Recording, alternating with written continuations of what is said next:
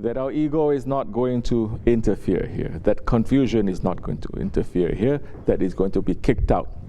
Doesn't matter if there's going to be one person in front of me or 1,000,000 people in front of me. It is going to be the same way, because that is the way of Sahib al-Saif, that is the way of Sultan al-Awliya, that is the way of Rasulullah alayhi salatu wasalam.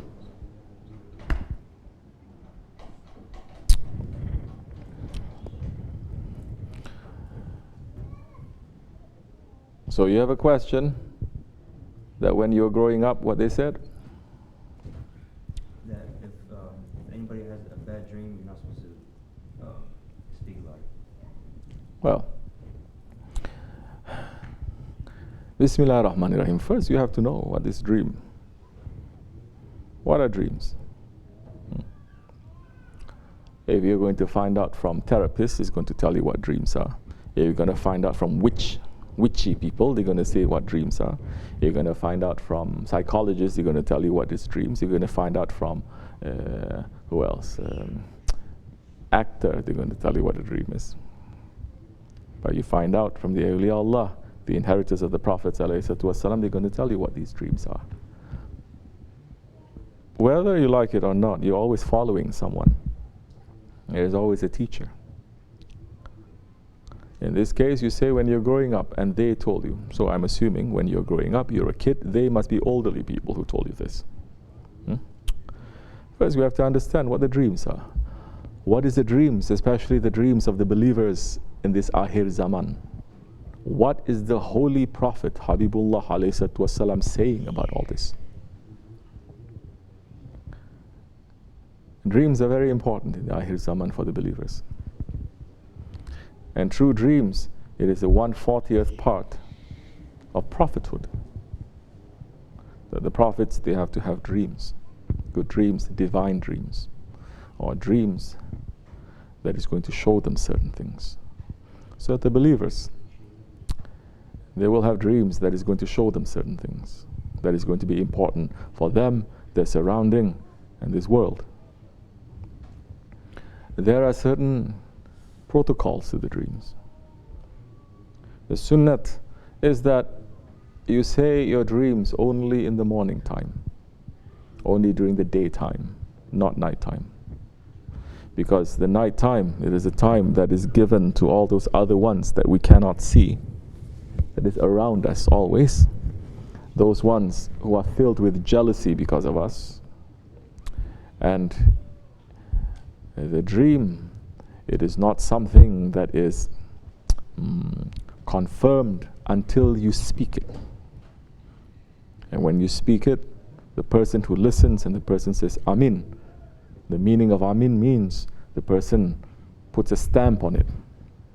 Agreeing or disagreeing doesn't matter. The person responding to it, then that dream now, instead of being suspended between earth and the heavens, it gets lifted. You tell your dream to someone who has jealousy. It's a good dream. The person, because he has jealousy, he says, no, that's a nonsense dream. That is saying Amin to that. So the dream becoming good, instead of good, it becomes something that is not so good. And it gets lifted as that.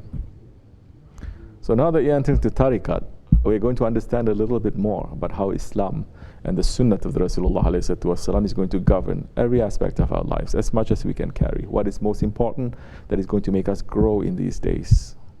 Like I said before, we are not going to take an antique religion, a museum piece religion, something that is 1400 years ago and try to put it here now the same way. No, Islam, it is a living religion. Like I said, the Shaitan, Wahhabis, they hate the Ottomans because the Ottomans made Islam a living religion. A living and relevant and beautiful religion that from every corner people are going to look and they're going to feel attracted, they're going to fall in love with it. That with Islam, Europe was coming and they were accepting the way of the Prophet ﷺ because of the Islam that the Ottomans were showing and giving. And the Islam that the Ottomans were showing and giving, it is always resting on good manners, the most perfect manners, the most beautiful manners. Read what the ambassadors from the West, they write about the Muslims and how they live and how they practice their faith And you're going to say, where are these Muslims today? This is not like the Muslims that are now. Understand? The Muslims back then, they have so much patience, they have so much manners. It is so beautiful that people are attracted and they fall in love with Islam just by looking at the manners of the Muslims.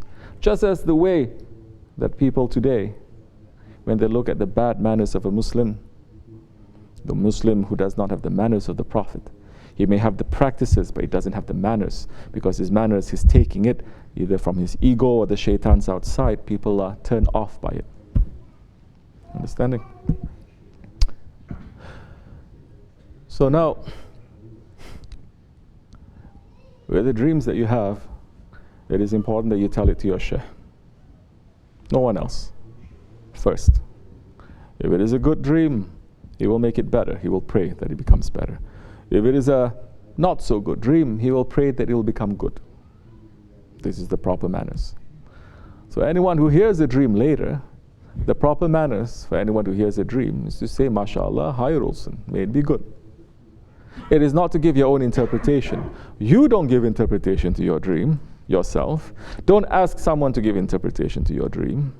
If you dream something that is, you think it is good, don't go around bragging to people. Today, everyone is bragging and making a show. Oh, you know, I dream of Prophet, I dream of Prophet, I dream of this thing. Why are you showing off? Then the value of that dream falls. If you have a meeting with Obama, secret meeting with Obama, you think Obama will ever meet you again if you tell the whole village, well, you know what, I had a meeting with Obama yesterday? You think? None. Correct? So they're going to test out to see how much patience you have. Sometimes you look and it's a good dream, it may not be. So many people, they're dreaming of the Holy Prophet, ﷺ.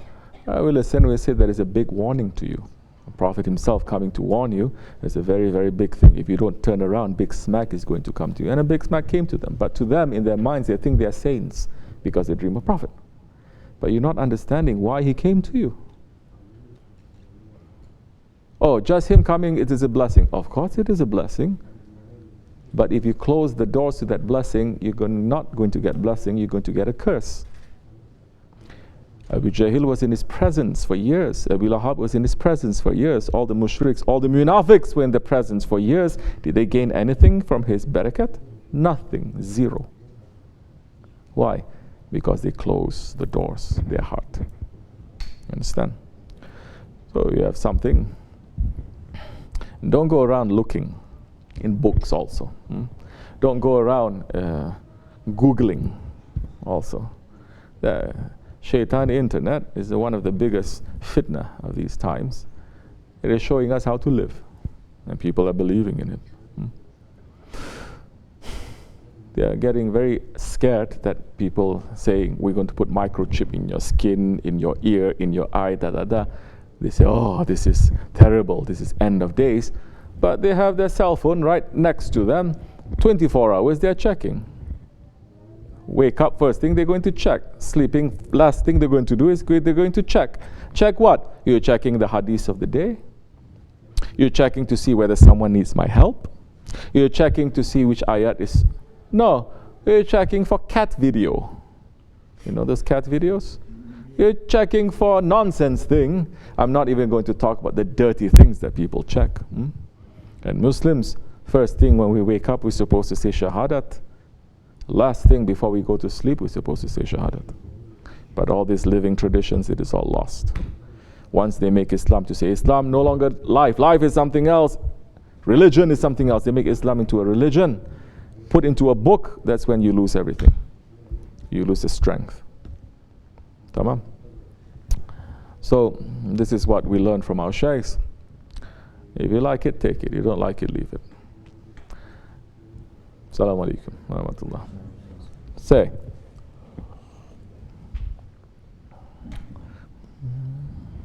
Bismillahirrahmanirrahim. What pulls us